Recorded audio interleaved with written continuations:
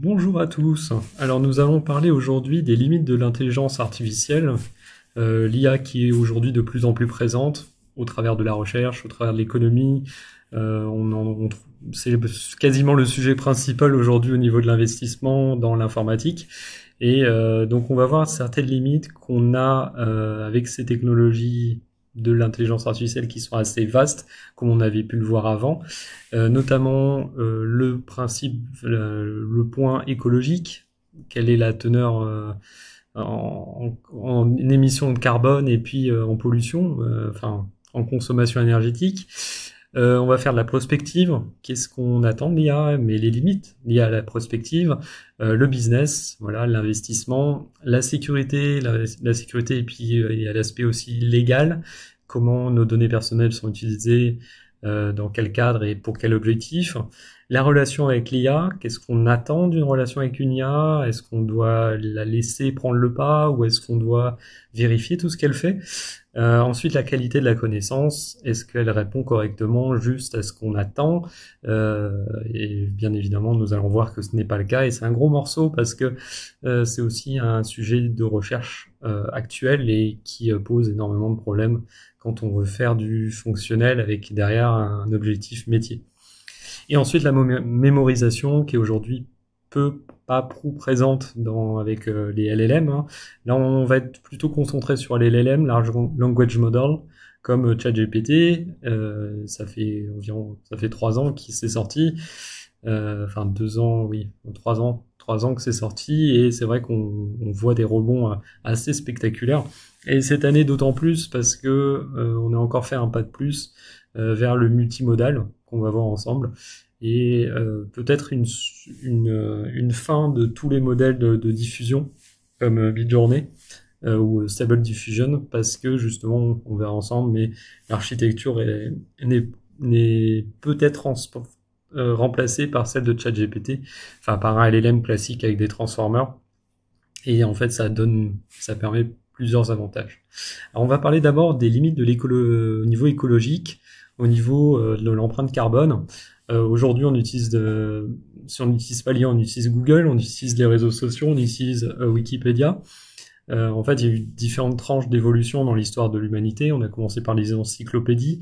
Enfin, d'abord la transmission orale, après l'encyclopédie, après on a eu un internet, et puis maintenant il y a eu Wikipédia par la suite, une encyclopédie quand même mondiale, voilà, tenue par des collaborateurs, et puis maintenant une intelligence artificielle qui a la capacité aussi de nous aider en plus. Donc on peut lui poser des questions sur des corpus qu'on lui donne, et on peut également lui poser des questions d'ordre général, notamment elle connaît à peu près tout Wikipédia.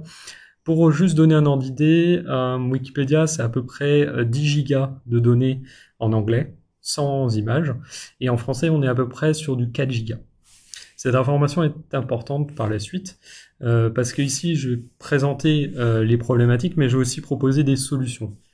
Amener quelques idées comme ça pour...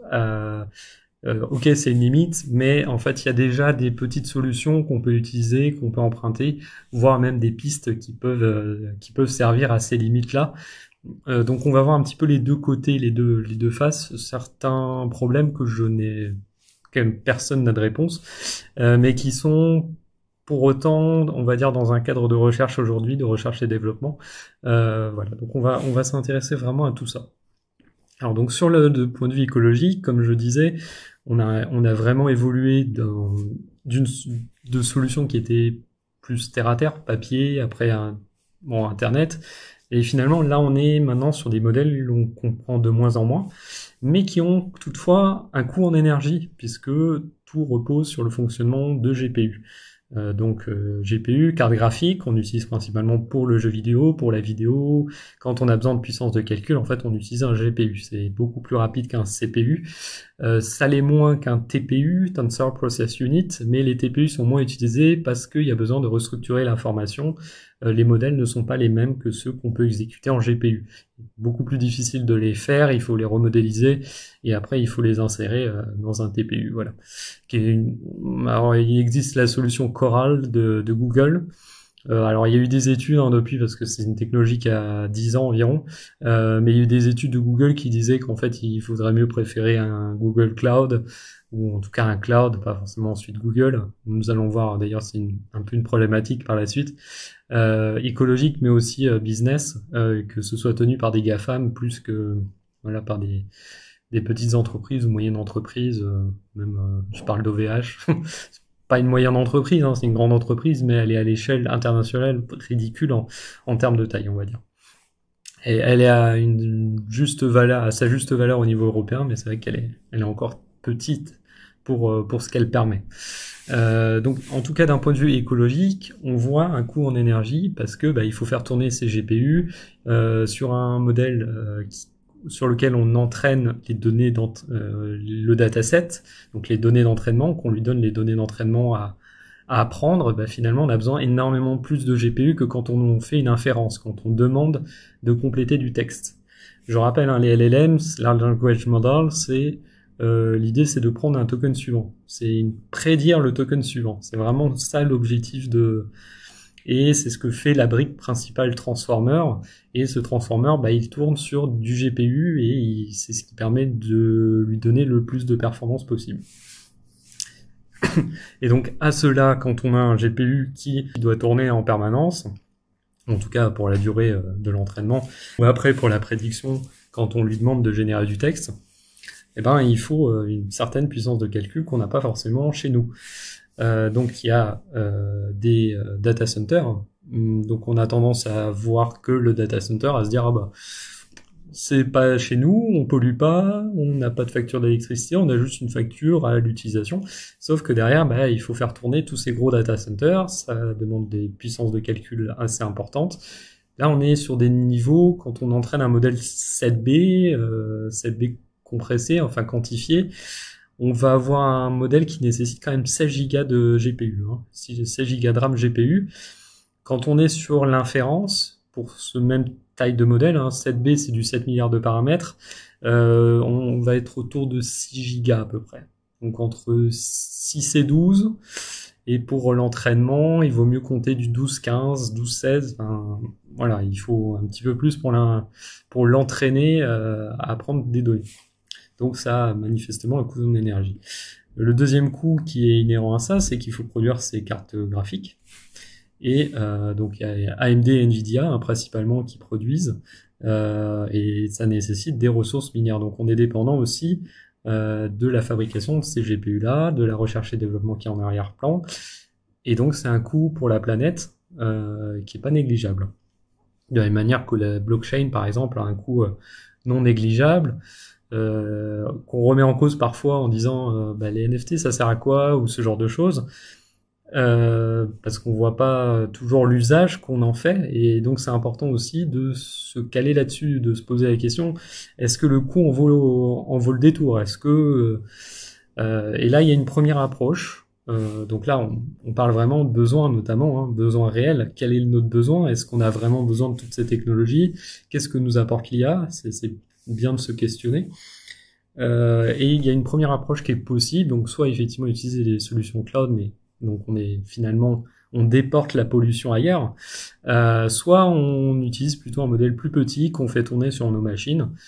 Et là, il y a tout un pan de recherche en open source principalement qui s'intéresse à des petits modèles. Et notamment Apple qui a développé quelques modèles petits, Mistral également. Et il y a également d'autres petits modèles qui sont faits, qui sont plugués, on va dire, comme Yama qu'on peut faire tourner sur un téléphone.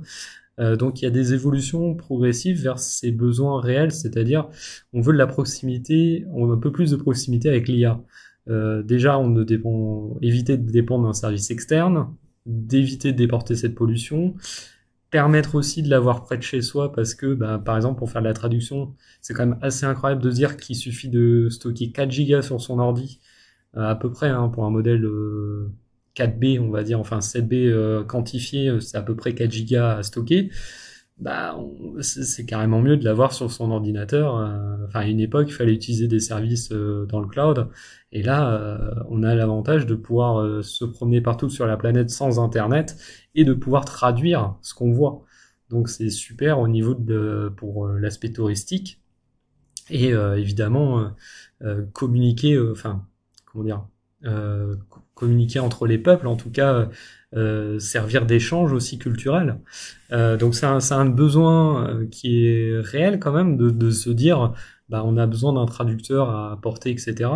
Et donc ça répond un petit peu à cette problématique écologique, à se dire bah plutôt que d'éporter cette pollution et plutôt que de travailler avec des gros modèles, bah, faisons des modèles plus petits pour des usages particuliers comme la traduction, des choses qui sont au quotidien qu'on en a besoin, quoi. Ou générer du texte, ou résumer des extraits de messages. Sur un modèle voilà qui fait 4 gigas, on peut déjà faire tout ça. On n'a pas forcément besoin de plus en termes de connaissances. Bien évidemment, quand on a besoin sur un sujet particulier, alors soit il y a la méthode effectivement de prendre un gros modèle, type ChatGPT, donc le 4o notamment, qui est sorti récemment, qui est un des plus gros modèles, peut-être pas le plus gros, mais on ne sait pas toutes les mesures non plus, toutes les unités. GPT-5 qui est annoncé sera encore beaucoup plus gros que les autres, donc voilà. Soit on pourrait se dire, bah simplement on prend des modèles plus petits mais qui sont spécialisés pour telle ou telle tâche. Voilà, donc c'est des solutions, des approches de solutions par rapport au niveau écologique. Alors ça résout pas tout parce que souvent quand on entraîne un petit modèle, on entraîne d'abord un gros avant d'entraîner un plus petit. Mais on peut aussi peut-être se satisfaire d'un modèle plus petit qui a été bien développé, et comme Yama, comme Mistral, comme voilà, il y a toute une série de modèles. On verra un petit peu ensemble les modèles proposés. Mais voilà, ça peut être déjà une piste écologique sans être quelque chose de radical où on dit non, on veut pas d'IA. Voilà, c'est foutu quoi, foutu pour foutu. Alors il y a un niveau au-dessus et je vais passer sur le niveau de sécurité. Parce que bah, l'IA pose des problématiques de sécurité assez importantes. Alors d'abord sur le côté sécurité-vulnérabilité. Un modèle, on pourrait se dire, un modèle d'IA qu'on utilise type ChatGPT, il n'y aurait pas de faille de sécurité, puisqu'on interroge l'IA suivant une fenêtre de contexte. Je rappelle, la fenêtre de contexte, c'est la partie qui est interprétée par l'IA pour rajouter un nouveau token. Et à chaque fois, il est décalé. Par exemple, si la fenêtre de contexte, elle est de 4000 tokens, 4000, hein, c'est la moitié d'un mot à peu près. C'est 3-4 caractères avec un espace avant. Et ça, c'est un token. Donc 4000 tokens, on a déjà de quoi faire. Hein.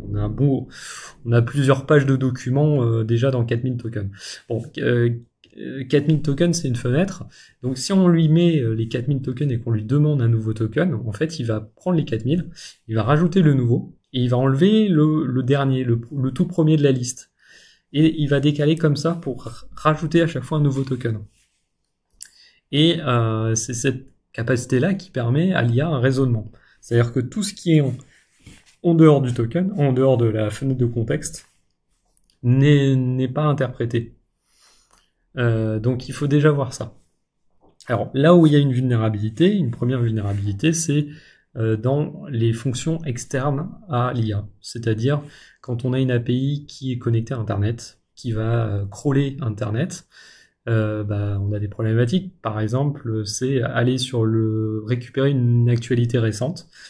Ça, on peut pas l'avoir dans les données d'entraînement. Donc l'IA est obligée d'aller chercher sur Internet, sur Google, via Bing ou voilà un autre moteur de recherche qui est spécialisé là-dedans et qui va permettre de faire la recherche pour nous, récupérer les données qui nous intéressent, donc par mots-clés, donc il y a une optimisation des mots-clés par l'IA, et ensuite une récupération des résultats et un après-traitement dans lequel il y a l'affichage de la réponse avec tout le détail et par rapport à nous, notre précision. Si on a une question qui est très très précise sur le sujet, l'IA va essayer de nous trouver la bonne réponse, la bonne solution et très précisément. Et c'est là où ça a un risque majeur, c'est que ça a déjà été prouvé, on peut mettre des instructions qui vont être exécutées à l'intérieur de l'IA, qui vont être dissimulées dans la page web, et qui seront récupérées par le crawler. Et cette capacité d'injection permet notamment d'exfiltrer des données. C'est-à-dire que toutes les données qui pourraient potentiellement être dans l'application qu'on utilise, dans le client, on pourrait récupérer toutes ces données, les exfiltrer, les envoyer sur un autre serveur. On parle d'injection en sécurité informatique, en cybersécurité, et ce risque potentiel, il est déjà présent, il pourrait l'être de plus en plus. Des personnes malveillantes qui laissent sur leur site web une page qui pourra être crawlée avec des mots-clés particuliers, et quand l'IA va lire le texte, elle va l'interpréter à l'intérieur, il y aura des instructions pour elle. Et on peut imaginer que pour l'instant ça va encore, on a juste une réponse textuelle, on pourrait avoir une injection à l'intérieur pour récupérer de la donnée, mais on n'a pas encore une connexion réelle avec l'ordinateur. Mais si demain on a une connexion réelle avec l'ordi qui par exemple va faire créer un fichier, télécharger un lien distant, etc., potentiellement on pourrait avoir une entrée pour des virus potentiels sur notre ordinateur. Donc ça, c'est un risque une des limites de l'IA, c'est que, pour l'instant, il y a quand même quelques possibilités d'injection des vulnérabilités à ce niveau-là. Ensuite, il y a dans l'autre sens, parce que là, c'est un vecteur d'infiltration, de piratage, mais il y a aussi l'inverse, c'est-à-dire un attaquant qui veut s'en prendre un ordinateur ou un serveur d'entreprise ou d'un particulier et qui va exploiter des failles de sécurité. Aujourd'hui, quand on est un pirate, un hacker, on va aller chercher sur des sites de vulnérabilité ou on va aller sur des forums spécialisés de sécurité d'hacking, piratage, et on va acheter des vecteurs d'attaque. C'est-à-dire il y a des gens toute la journée, tous les jours, c'est leur métier. Ils gagnent de l'argent de manière illégale, mais ils trouvent des failles de sécurité, ce qu'on appelle des failles zero day, c'est-à-dire des failles qui ne sont pas connues du public, qui ne sont pas connues de l'organisation cible. Par exemple, ça peut être ça peut être Windows, une faille dans Windows, une faille dans un macOS, une faille ou dans un logiciel de compta, ça peut être n'importe quoi. Ça peut être aussi une faille dans une centrale nucléaire. Je pense par exemple à Stuxnet, qui était un virus qui avait été envoyé, je crois, dans les années 2009-2010, envoyé par les Américains pour aller taper une centrale nucléaire en Iran. Et ce virus Stuxnet avait été transmis par clé USB de manière autonome et était rentré dans la centrale et avait arrêté toutes les, qu'on appelle ça, les silos, je sais plus le nom, mais en gros ça avait arrêté la centrale et ça menaçait aussi d'augmenter la température de la centrale nucléaire, qui aurait pu la faire exploser. Heureusement il y a des sécurités mécaniques et secondaires en plus, mais ça aurait pu déclencher quelque chose. Alors déjà ça aurait pu faire un blackout complet du pays, parce que les centrales, là c'était une centrale électrique, donc ça produisait l'électricité derrière, donc premier risque, blackout. Deuxième risque, explosion de la centrale nucléaire. Ils avaient fait ça parce qu'à l'époque, l'Iran était suspecté de vouloir faire une centrale nucléaire pour derrière faire des bombes atomiques, comme nous on l'a fait en France aussi. Voilà. Et donc ils voulaient pas, et c'est pour ça qu'ils avaient envoyé. Aujourd'hui on sait que l'Iran est arrivé à son objectif. Et ça c'est un risque d'exploitation. Et l'IA en fait est très très mauvaise au niveau de la sécurité, parce qu'elle a beaucoup de mal à se dire, si on lui donne du code, en fait, elle va peut-être potentiellement trouver des failles, mais pas forcément. Pourquoi ? Parce qu'elle a une fenêtre de contexte, encore une fois. Et si elle a une fenêtre de contexte, elle ne peut pas forcément être sûre que la frontière du code est bien délimitée, voire même, suivant le contexte d'utilisation du code, il peut y avoir d'autres types de failles. Et l'IA va être complètement dépourvu, incapable de savoir si potentiellement il y a un vecteur d'attaque potentiel. Alors si c'est bien lissé, c'est-à-dire si c'est normé, si c'est un logiciel très utilisé, potentiellement elle va pouvoir peut-être aider le développeur à sécuriser son application, ou voire même d'un point de vue algorithmique, parce qu'il y a un côté logique. L'IA est très bonne pour la logique, on va le revoir d'ailleurs sur le côté qualité de la connaissance. Mais elle est très très nulle pour corriger, patcher en prévision une application ou un service en ligne. Mais par contre, elle est très bonne pour attaquer. On parle de penetration ou de payload. Payload, c'est le code qui va être exécuté sur la machine distante, la machine cible, et qui va avoir un impact pour faire passer un cheval de Troie ou donc un trojan, ou un autre type, un type spyware, ou il y a différents types de virus qu'on envoie après une attaque, une penetration. Et donc aujourd'hui en fait on se rend compte que l'IA est beaucoup plus efficace pour attaquer que se défendre. Et ça, c'est un risque potentiel, une limite de l'IA, c'est qu'on a du mal aujourd'hui à se dire on sera en capacité de nous protéger si demain, et ça commence déjà, puisqu'on est un peu au début d'une troisième guerre mondiale, et il y a déjà des attaques qui sont dans le monde entier, informatiques. Moi, là, je suis en Nouvelle-Calédonie, ça fait un mois qu'il y a des piratages, qu'on suspecte de l'Azerbaïdjan, mais peut-être aussi d'autres pays qui sont copains avec la Russie et qui veut déstabiliser le pays. Les émeutes, en tout cas, que ce soit en Polynésie ou en Nouvelle-Calédonie, ont une origine, semble-t-il, de l'Azerbaïdjan, puisque même la Polynésie envoyait des gens en Azerbaïdjan. Voilà, donc là, on a énormément d'éléments qui amènent l'idée qu'il y a des pays qui essayent de remonter la population pour... là, ici, la question, c'est l'indépendance. En Polynésie aussi, mais ça fait des années, ils ont jamais vraiment voulu l'indépendance, mais la question se pose, enfin, voilà. Je vais pas m'étendre sur le point de vue géopolitique, mais en tout cas, ce qu'on remarque, c'est que les piratages sont de plus en plus renforcés dans notre société, et ben, ça risque de s'intensifier au fur et à mesure où peut-être une guerre qui va se déclencher à Taïwan, ou dans une autre région du monde. En tout cas, on le voit déjà avec l'Ukraine qui attaque la Russie qui attaque l'Ukraine. Donc c'est d'autres moyens d'attaque que simplement militaires, que d'envoyer des bombes, que d'utiliser un ordinateur. Et en plus, l'avantage d'avoir une IA, c'est qu'une petite IA, comme je disais, peut tourner sur un petit ordinateur. Donc on peut éventuellement voir, comme le virus Stuxnet, une IA qui se balade sur Internet, qui se balade entre des clés USB, qui a une cible, là je parle pas de Terminator, qui a une cible vraiment précise et qui veut toucher, par exemple, une centrale, un point névralgique d'un pays, avec de l'IA, et donc l'IA sera en capacité avec plein de connaissances en penetration, d'arriver à rentrer dans des systèmes, même les plus sécurisés, comme des données militaires, parce que Stuxnet c'est centrale nucléaire, on est un peu à un niveau de sécurité type militaire quand même. Donc là, on pourrait arriver à une limite au niveau de la sécurité qui est assez folle, on va dire. Donc, un des gros risques majeurs de la sécurité, en plus de l'injection. La deuxième, c'est que le troisième risque lié à ça, c'est nos données personnelles. Pourquoi ? Parce que quand on utilise un outil en ligne, un modèle d'IA en ligne comme ChatGPT, on envoie nos données personnelles. On est obligé d'envoyer des données, notre code, notre question même. Et ça, c'est aujourd'hui, tous les services qui sont dits gratuits utilisent de la donnée, c'est vous le produit, donc utilisent de la donnée pour la revendre à d'autres entreprises. Donc même en posant une question, même si c'est anodin, finalement vous envoyez de la connaissance, de la donnée sur vous à ces services qui va vous répondre. Alors quand on a un service comme RunPod par exemple, ou Replicate, techniquement on n'a qu'un flux de réseau, mais on ne sait pas en fait où sont stockées les données. Si ça se trouve, elles sont dans des logs. Enfin, RunPod, on sait qu'il y a des logs qui sont faits sur nos données.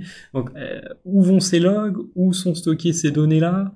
Elles sont déjà passées par le réseau Internet, donc techniquement, vous les exposez déjà. Donc là, il y a un risque quand même majeur des données personnelles. Et on n'a pas une sécurité non plus à toute épreuve, même s'il y a un cadre RGPD en France, en Europe, ça répond pas forcément à toutes les normes de sécurité au niveau des données personnelles. Donc il y a un risque, une grosse limite au niveau des données. Il faut penser que quand on utilise un service externe, on expose nos données.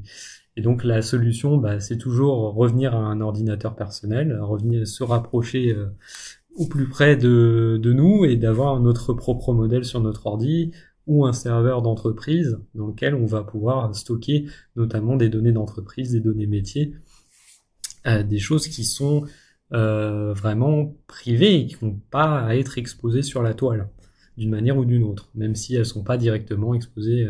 Elles pourraient être en leak, elles pourraient être détournées parce qu'il y a un piratage sur le service qu'on utilise. Et vu qu'il y en a beaucoup, il y a DeepSeek, il y a Mistral, il y a énormément il y a Claude, il y a aussi Copilot par Microsoft. On va revoir ça un peu toute cette liste de modèles, mais voilà, c'est bien de garder en tête que nos données, il faut les protéger un minimum, et donc essayer parfois aussi d'anonymiser vos demandes. Par exemple, quand vous posez des questions sur l'algorithmie ou sur comme un aspect commercial, stratégique, écrire un roman ou essayer d'anonymiser, enfin encore que les romans, pas vraiment, mais essayer d'anonymiser un maximum vos données. Si vous devez écrire un mail, par exemple, évitez de donner votre nom, prénom, évitez de donner votre adresse, l'adresse même du destinataire. Essayez de lui demander un format type de mail. C'est utile, hein, moi je l'utilise. Là, je dois quitter mon appartement. J'ai demandé à ChatGPT, je crois que c'est GPT 4o, de me générer le modèle de mail. Donc c'est parfait. C'est vraiment sympa, mais il faut pas oublier d'anonymiser ces données-là. Moi, je l'utilise au quotidien, l'IA. Hein. J'utilise au moins 10 fois par jour, 20 fois par jour, au moins. J'ai un coût carbone, hein, comme je le disais plus tôt. Parce que, oui, moi, j'ai des besoins où je vois que j'ai plus besoin de ChatGPT que d'un modèle en interne. Mais j'espère, enfin, j'ai bon espoir que dans l'avenir, j'ai un vrai modèle sur mon ordi qui tourne et que je me passe vraiment des services en ligne. Pas pour l'entraînement, parce que comme je disais, il faut au moins 2 fois, voire 3 fois la puissance de calcul qu'on a besoin pour l'inférence. Donc, c'est vrai que là, c'est un peu compliqué de s'en passer du cloud pour l'entraînement, mais au moins, quand on en utilise un, on peut peut-être se contenter d'un Yama petit modèle 1B, 3, 4B et pas aller plus loin, quoi. Surtout que les modèles évoluent à toute vitesse et des modèles qui avant ne donnaient pas forcément de très bons résultats en 7B, aujourd'hui donnent de très bons résultats, voire sont presque équivalents à des modèles 32B, même au-delà. Donc c'est assez intéressant. Connecté aux données personnelles, il y a aussi la propriété intellectuelle. On en parle assez peu quand on parle d'intelligence artificielle, et pourtant c'est primordial, surtout pour tout ce qui est génération de contenu. Et là, j'entends principalement certains graphistes râler sur la propriété intellectuelle parce que on a tendance à générer des images assez facilement, parce qu'il suffit de mettre un prompt, par exemple pour faire son logo d'entreprise, pour faire un visuel, ça va être plutôt facile d'aller sur Midjourney plutôt que de payer une entreprise d'infographie qui fait le travail pour nous, voire on peut le faire après. On va parler des métiers qui disparaissent aussi et des risques liés aux métiers qui disparaissent, mais on a surtout là un problème où on va donner une partie de nos œuvres, à un service externe qui va générer une image pour nous. Alors si on utilise Stable Diffusion par exemple en local, on est plutôt tranquille. Toujours la même réponse, mais c'est pas la seule réponse possible. Aujourd'hui, il y a un changement un peu de paradigme, c'est que il y a des tas d'artistes qui diffusent sur Internet leurs œuvres. Que ce soit sur DeviantArt, il y a différentes plateformes aujourd'hui qui permettent de partager ces œuvres. Elles se font voler en fait, et potentiellement quelqu'un pourrait prendre cette œuvre, la mettre dans Midjourney sans l'autorisation de l'artiste. Et à ce moment-là, l'œuvre est récupérée par l'IA. Alors, pas directement, parce qu'il y en a plein qui imaginent que c'est récupéré directement. Non, ça va être entraîné dans un dataset une prochaine fois, un prochain entraînement, et ça va être inséré peut-être comme un style graphique, et moins comme une œuvre à part entière. Mais elle apparaît quand même dans le dataset, et ça, c'est un gros problème. Alors, il y a des artistes qui ont eu l'idée d'utiliser la méthode Pixel Attack. Pixel Attack, ça consiste à modifier un pixel, ou 2 ou 3 à peu près, il y a un système comme ça. Il y a 2 méthodes, il y a 2 approches. La première, c'est utiliser les filtres Not Safe for Work, qui sont des filtres qui généralement vérifient si le contenu n'est pas pornographique, il n'y a pas de nudité, ce n'est pas trop gore, ça concerne pas une personnalité politique, ça n'est pas une attaque raciale ou voilà. Ou sexuel, sexiste, ou voilà. Donc il y a on va reparler aussi du côté wokisme, idéologie, etc. Mais en fait, ce filtre peut être utilisé, peut être exploité par des artistes, et certains le font comme ça. C'est-à-dire qu'on télécharge l'image de l'artiste, on le met dans Midjourney, et on est bloqué. L'image n'est pas du tout pornographique, gore ou autre, mais elle est bloquée parce qu'il y a la pixel attack, il y a un pixel ou 2 modifié qui font que le filtre ne refuse de générer l'image parce qu'elle est elle est interdite. Donc il y a cette première méthode. La deuxième, c'est aussi de rendre illisible l'image. Donc on a l'impression que l'image est lisible pour nous en tant qu'humains, et quand on la donne à l'IA, en fait, elle est incapable de réutiliser cette image pour modifier le contenu ou le style graphique ou une partie de l'image. Alors c'est moins vrai maintenant parce qu'il y a beaucoup plus de difficultés, donc on utilise plutôt la première méthode qui est de Trigger d'appeler le filtre Not Safe for Work. Mais voilà, il y a ces deux méthodes et il y a eu un mouvement de beaucoup d'artistes d'utiliser cette pixel attack. Donc c'est une solution aujourd'hui. Combien de temps elle va durer, je ne sais pas, surtout qu'en fait on a des modèles qui vont changer de plus en plus. Notamment, je parlais des modèles de diffusion qui vont disparaître au profit d'un modèle multimodal. Je pense que c'est le bon moment d'en parler. Il y a par exemple AnyGPT. Alors AnyGPT, c'est sorti en mois de février. AnyGPT, en fait, alors bon, pour les profanes, peut-être que vous ne comprenez pas. Moi, quand je lis le schéma, c'est d'une clarté absolue, donc je vais l'expliquer. En entrée, en fait, on va avoir des tokens. Aujourd'hui, on utilise des tokens, comme j'expliquais plus tôt, avec du texte. C'est-à-dire que 3-4 lettres, ça correspond à peu près à un token. Sauf que demain, en fait, on a des tokens qui vont correspondre à de la voix, à des images, à de la musique. Et en fait, au lieu de se dire on va avoir des modèles différents, on va plutôt mixer ça et on va transformer ça en tokens.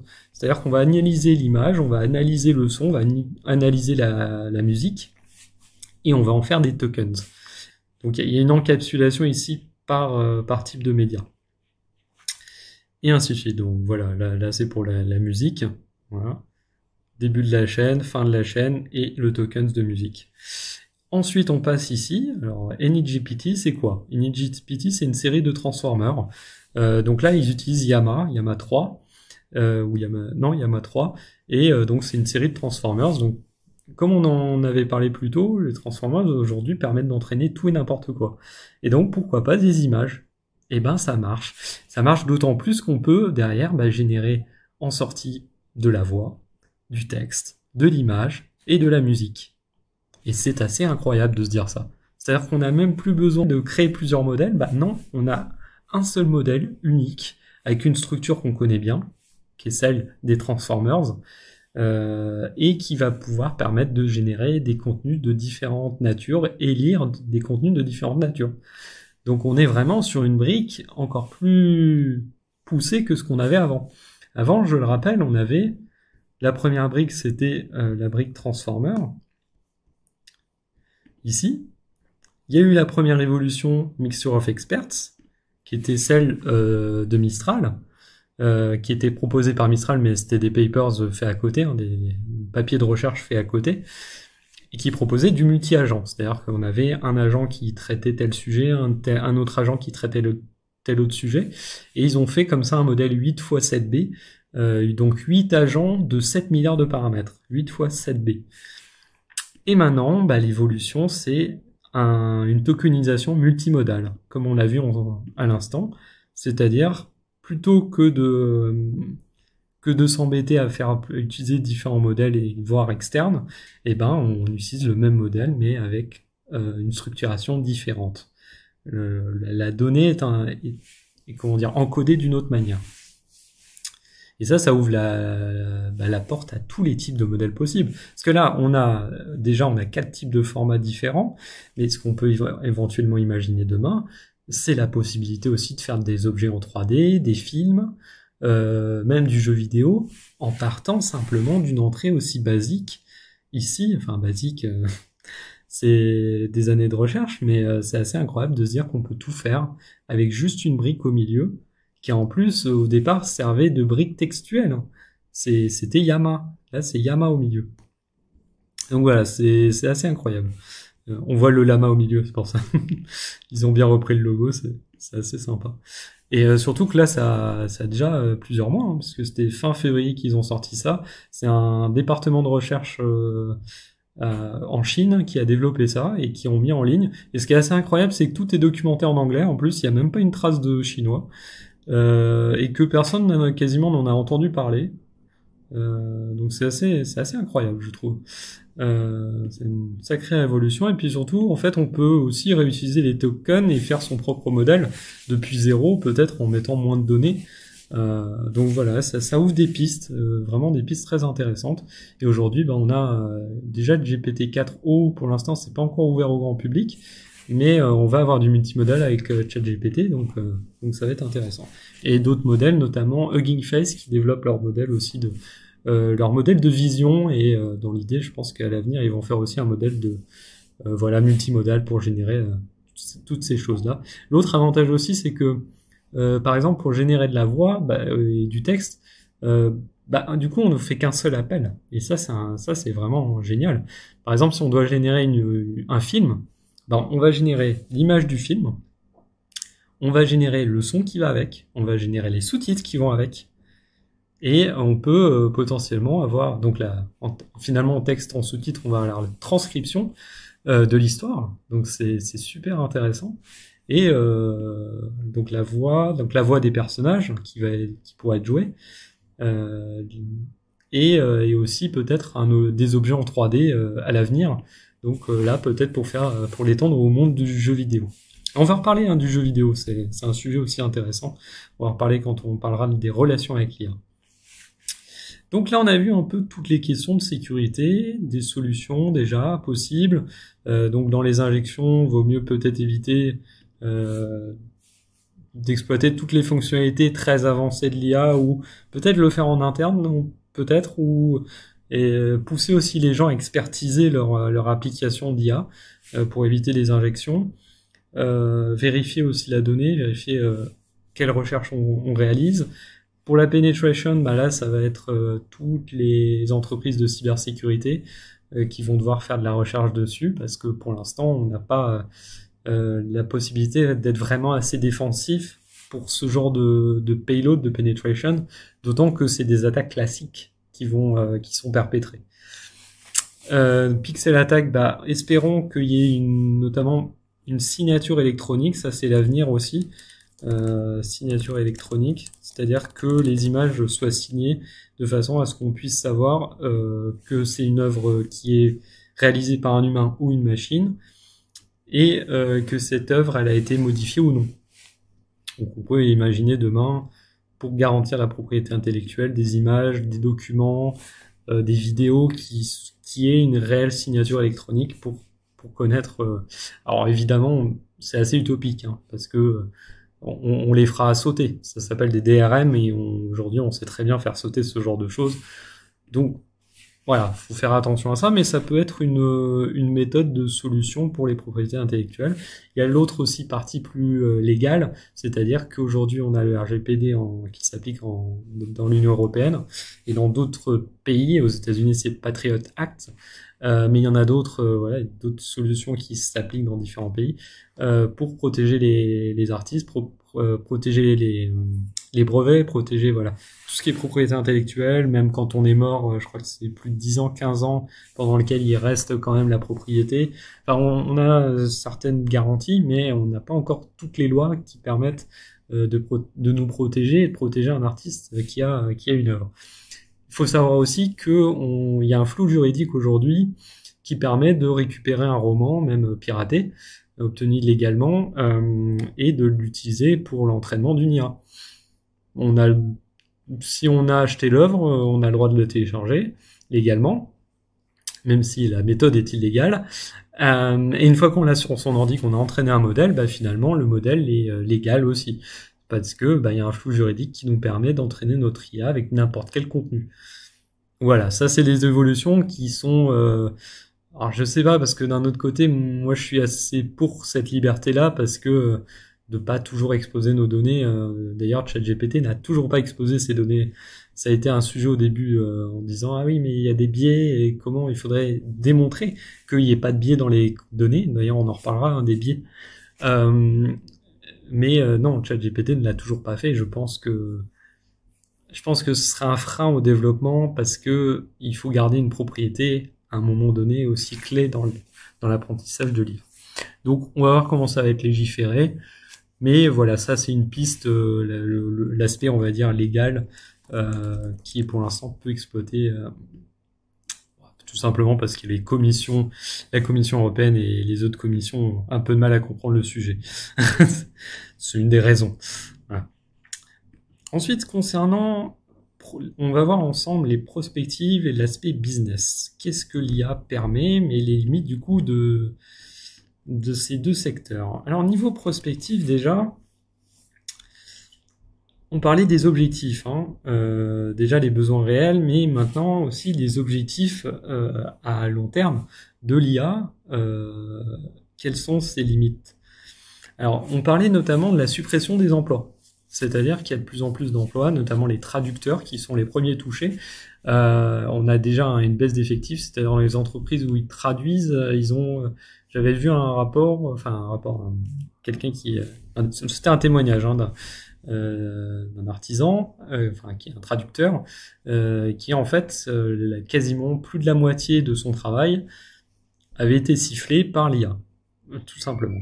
Bah oui, quand on a un modèle qui est super efficace, qu'on peut avoir sur son ordi, qui nous coûte rien, pourquoi ça allait s'embêter à acheter un traducteur à côté?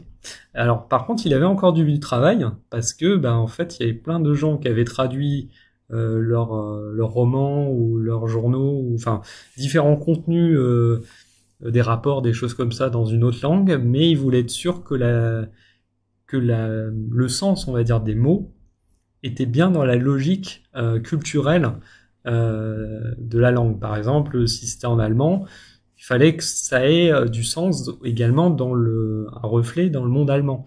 Il y a des mots qu'utilisent les Anglais en fonction, par exemple, des pays. En Nouvelle-Zélande, par exemple, take care, qui est très utilisé en fin de phrase pour dire prends soin de toi, mais ça veut dire un peu plus que ça. Ça veut dire si tu prends la route, ça veut dire fais attention sur la route.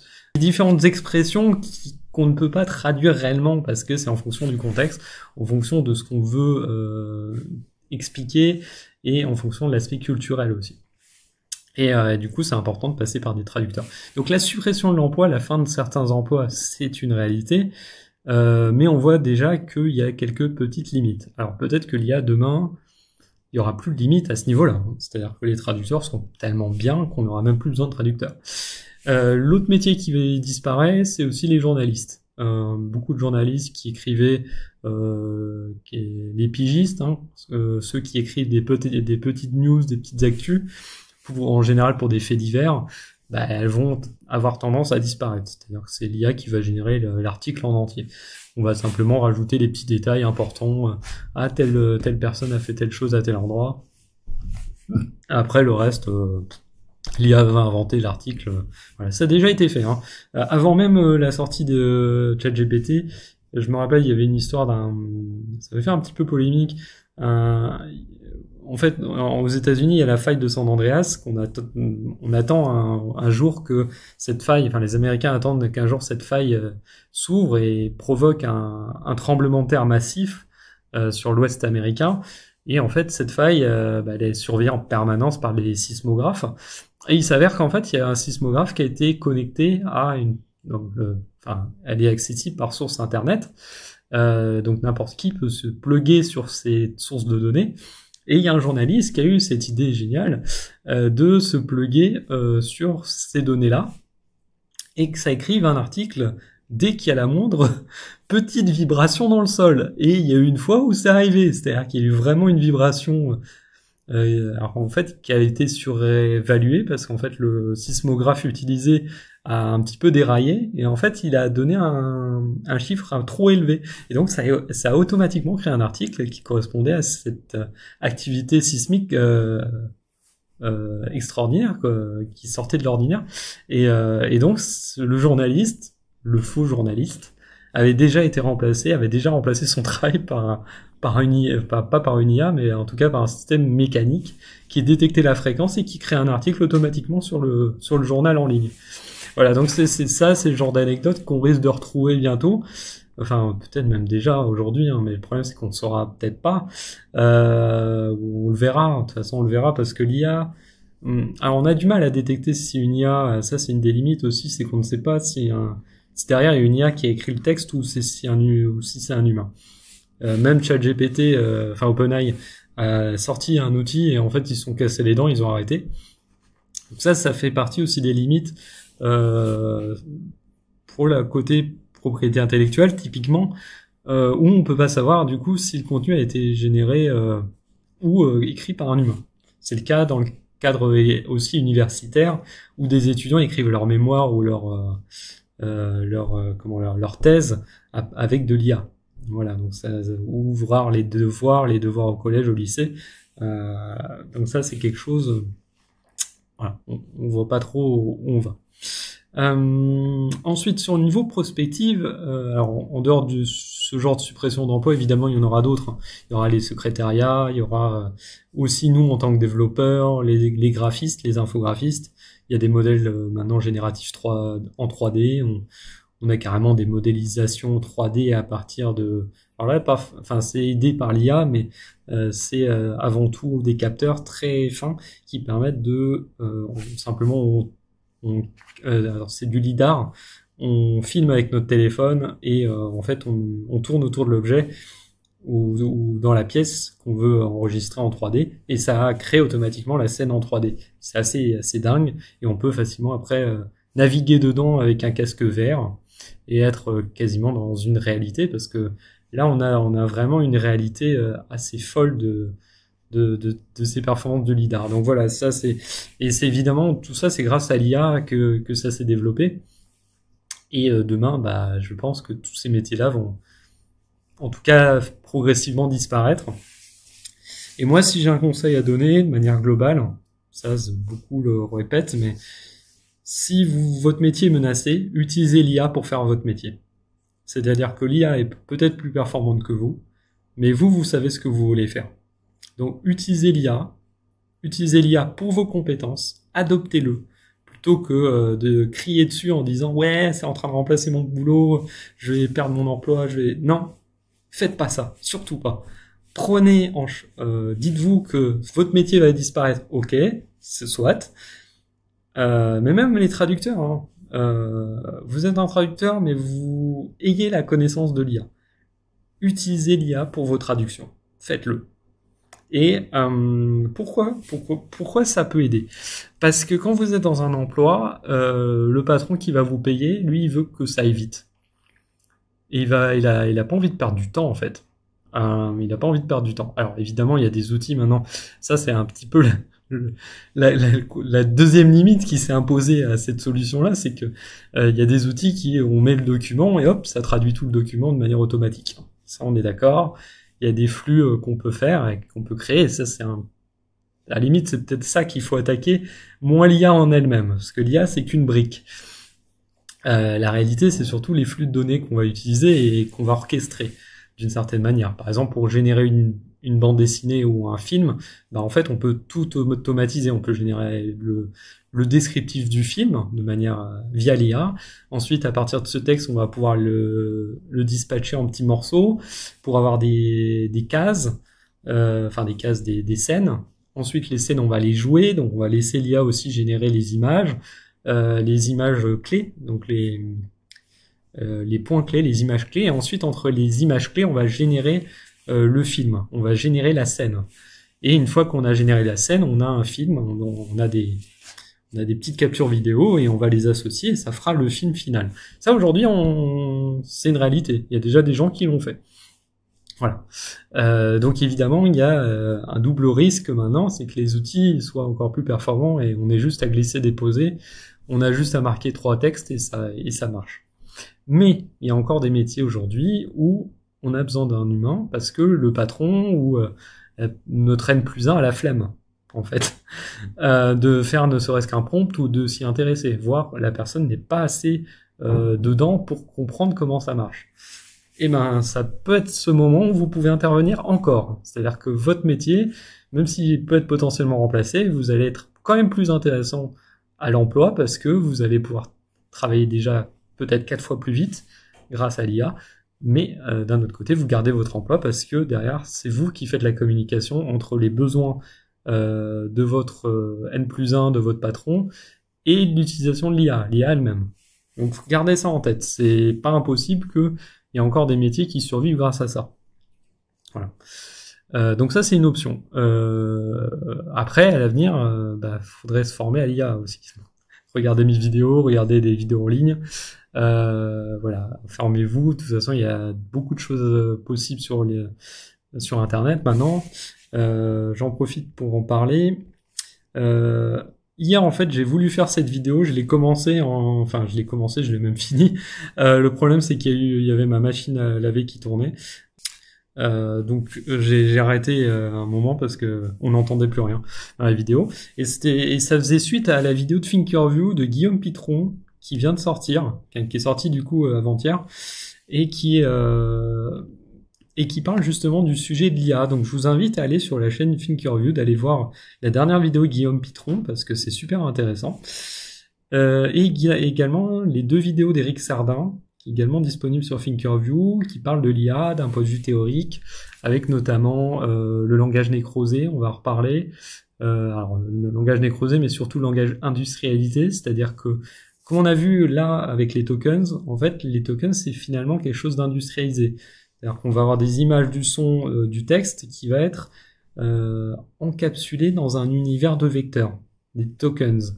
Et finalement, de manière assez objective, on peut parler d'un langage qui est complètement industrialisé. C'est-à-dire que c'est plus un langage humain avec un contexte, une histoire, on est dans un langage qui a été mécanisé. Et voilà, Eric Sardin en parle très bien sur la chaîne Thinkerview. Il a écrit également, c'est un écrivain, et voilà. Donc les 2, je vous conseille fortement. Et sinon, sur Discord, moi je suis inscrit à Hugging Face, la communauté Hugging Face et The Block. Alors évidemment, vous pouvez aussi aller sur Midjourney. Midjourney, il y a aussi pas mal de gens qui travaillent dessus. Et là, vous êtes plus sur des modèles, sur des datasets, etc. Donc c'est aussi intéressant. Donc revenons à nos moutons sur le côté prospective. Donc voilà, je fais un peu le tour. Je vais pas parler non plus de tous les emplois qui pourraient être supprimés à l'avenir. Il y en a énormément. Bon, voilà. Moi aussi, en tant que développeur, je peux aussi perdre mon travail. C'est pas pour ça que je me mets sur l'IA. Ça, c'est un rêve d'enfance. Mon rêve d'enfance, c'est de parler à la machine. Et c'est vrai que aujourd'hui, on peut le faire. C'est ça qui est assez incroyable. D'autant plus avec le multimodal qui bientôt deviendra presque monnaie courante. Et donc on va pouvoir échanger avec notre IA.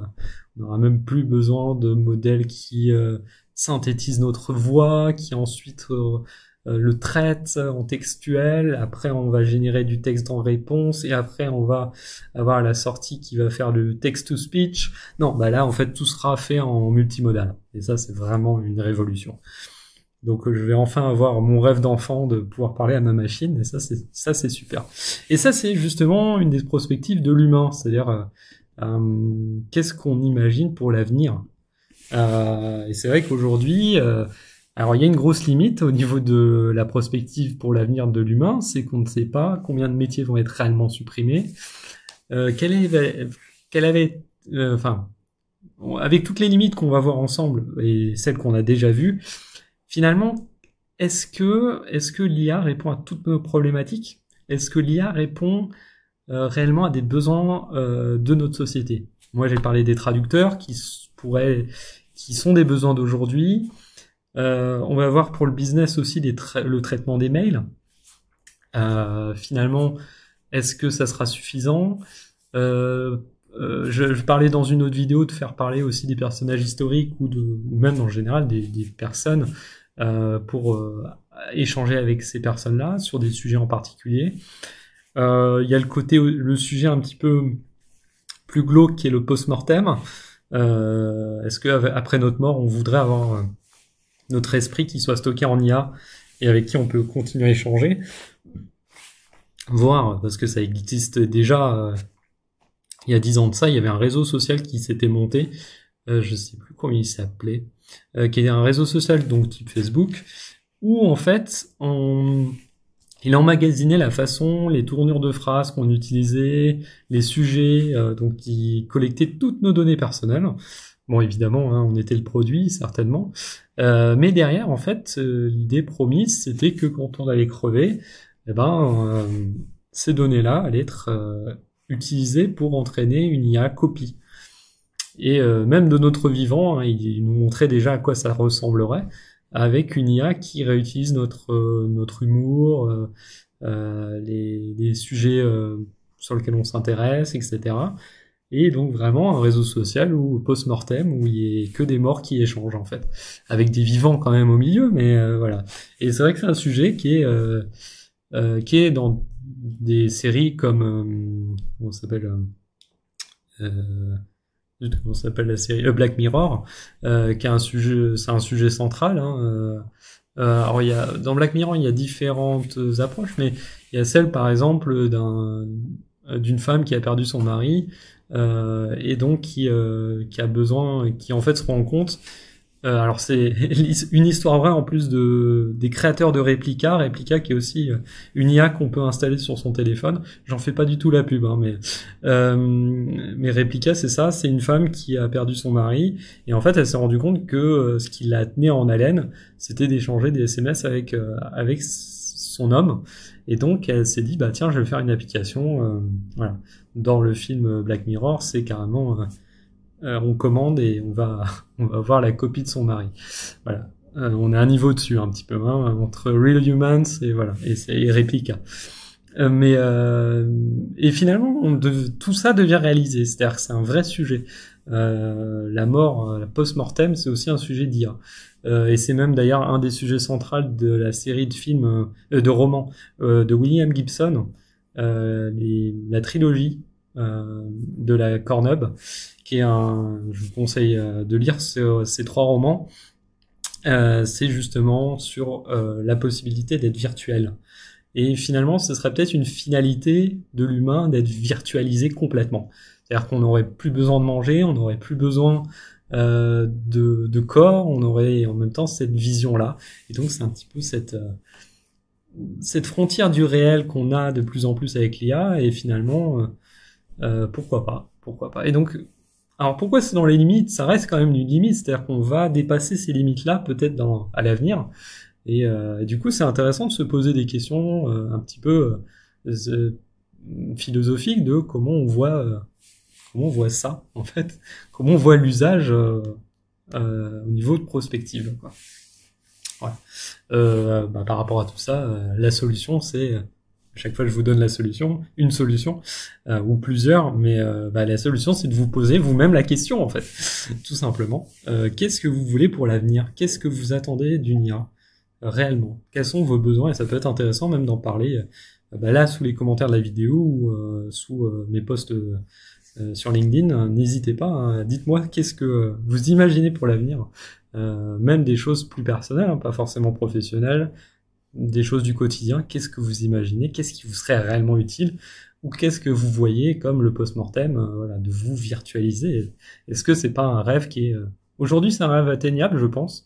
Peut-être pas encore avec toute la technologie actuelle, mais on y vient, en fait. On y vient. Donc la question va se poser. Sachant qu'Elon Musk en est friand de ces questions. Ensuite, alors c'est le côté business, parce que bon, on parle de prospective là, mais nous, ce qui nous intéresse, c'est comment on se fait de l'argent avec ça. Alors avant de se faire de l'argent, il y a aussi le côté évolution. C'est-à-dire que le business, aujourd'hui, il y a énormément d'investisseurs qui travaillent sur le sujet. Alors c'est un petit peu comme la blockchain, c'est-à-dire que tout le monde s'est dit, tiens, c'est un sujet nouveau, c'est un sujet qui plaît, c'est un sujet, ça fait longtemps qu'on cherche à obtenir ces qualités-là de génération, enfin de réponse même, hein, on parle vraiment avec une IA, enfin en tout cas ça donne l'impression, alors que derrière c'est mécanique, hein, c'est mathématique, il n'y a rien d'intelligent là-dedans, mais on a une source qui nous dans notre interaction ressemble à l'intelligence presque humaine. Donc il y a énormément d'investissement là-dessus, mais l'investissement, en fait il est bloqué déjà par différentes limites. On va parler des autres limites après qui sont au niveau de la qualité de la connaissance, mais on voit en fait des limites qui arrivent avec ces modèles d'IA. Et ces modèles évoluant en permanence, on a besoin de R&D. Et quand on parle de R&D, on va chercher de l'info. C'est-à-dire que une des limites de l'IA, c'est que ça va beaucoup trop vite. C'est qu'on a beaucoup trop d'évolutions en même temps. En même pas 6 mois, on parle de multimodal. En même pas 1 an, on a parlé d'une IA qui est capable de discuter avec nous et de générer des vidéos. En même pas 2 ans, on est capable d'avoir une IA qui répond à nos mails et interprète tout ce qu'on lui dit, peut faire des calculs, des petits calculs mathématiques et peut structurer du texte avec une certaine bonne approche, on va dire, et puis commence à emmagasiner des connaissances. Donc on est vraiment une sacrée évolution en moins de 2 ans. Et là, même en 6 mois, on a un bond gigantesque encore de fait. Donc tous les 6 mois, il y a quasiment un rebond de plus dans l'IA, dans le domaine. Donc une des limites, c'est effectivement cette vitesse d'évolution technologique. Le fait qu'il faut suivre tout ça. Donc là, on a parlé un petit peu des flux d'infos, je vous disais les Discord, je vais pas revenir là-dessus, donc c'est une solution, c'est-à-dire informez-vous, allez sur LinkedIn, allez chercher vous-même dans Google. À chaque fois, je vous donne pas toutes les sources non plus, parce que il y en a énormément, et je sais pas si c'est forcément pertinent sur 1 heure ou 2 heures de vidéo. Je vais essayer de faire là 1 heure et demie, peut-être faire en 2 parties, je sais pas encore, je sais pas quelle heure il est, mais voilà, n'hésitez pas à chercher de votre côté, même juste avec des petits mots-clés. Là, par exemple, Pixel Attack, vous cherchez Pixel Attack pour vous renseigner, vous allez avoir plein de choses, plein de documents en ligne, et des exemples aussi de Pixel Attack. Donc n'hésitez pas à faire vos recherches, parce qu'aujourd'hui on a des besoins, enfin si vous avez vraiment ce besoin-là, prenez le temps, au moins 1 fois par jour, 1 fois par semaine plutôt, parce que si vous n'êtes pas là-dedans, ça sert à rien, mais si vous êtes là-dedans, faites-le 1 fois par jour, c'est le must. Il y a des newsletters accessibles partout, il y a mes vidéos, il y a des vidéos d'autres gens aussi, les Québécois étaient très en avance sur l'IA, alors je me rappelle plus de la chaîne, mais il y a plusieurs chaînes, il y a un certain Sébastien, je sais plus comment il s'appelle. Bon, il y a plein de chaînes qui sont disponibles sur Internet, sur YouTube, qui travaillent sur l'IA. Et dès que vous allez un petit peu sur le côté tech, vous allez avoir des infos. Il y a Micode, évidemment. Micode, oui. Je vous conseille largement les vidéos de Micode qui mettent à jour aussi. Moi-même, j'ai pas le temps de chercher tout, donc c'est vrai que j'aime bien voir les vidéos de Micode qui résument assez bien l'évolution technologique. Donc n'hésitez pas à aller voir. Voilà, c'est une des limites aujourd'hui et qui est à prendre en compte. Et voilà, on a des solutions.